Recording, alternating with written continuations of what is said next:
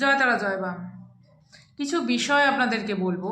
প্রথমেই বলে রাখি, যে কোনো অদৃশ্য জিনিস বা ধরুন যারা হয়তো চলে গেছে, যারা মারা গেছে বা যারা অপঘাতে মৃত্যু হয়েছে, চলে যাওয়ার সময় মানুষের কষ্ট হয়, এটা স্বাভাবিক।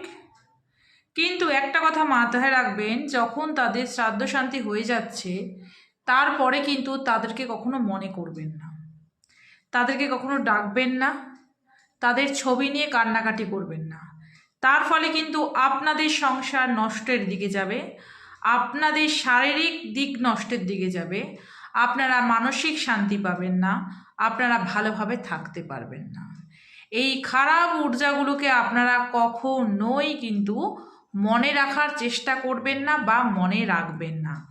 যদি আপনারা এই ধরনের কোনো কাজ করেন, মনে রাখেন বা কিছু, সেই ক্ষেত্রে কিন্তু দেখা যাবে আপনাদেরই প্রবলেম হবে। কারণ যখনই তাদের মনে করবেন, জানবেন আপনার পাশে সে আকর্ষণ হয়ে, চুম্বকের মতন আকর্ষণ হয়ে কিন্তু চলে আসে। সেই জন্য যারা চলে গেছে তাদেরকে ভুলে যাওয়ার চেষ্টা করবেন, তাদের ফটো ঘরে রাখার চেষ্টা করবেন না। যদিও কোনো প্রিয়জনের ফটো রাখেন, তো জাস্ট তুলসীর মালা দিয়ে, শুকনো তুলসীর মালা পাওয়া যায়, সেই মালা দিয়ে তাদেরকে একটা সাইডে, একটা দেয়ালের মধ্যে টাঙিয়ে রাখবেন।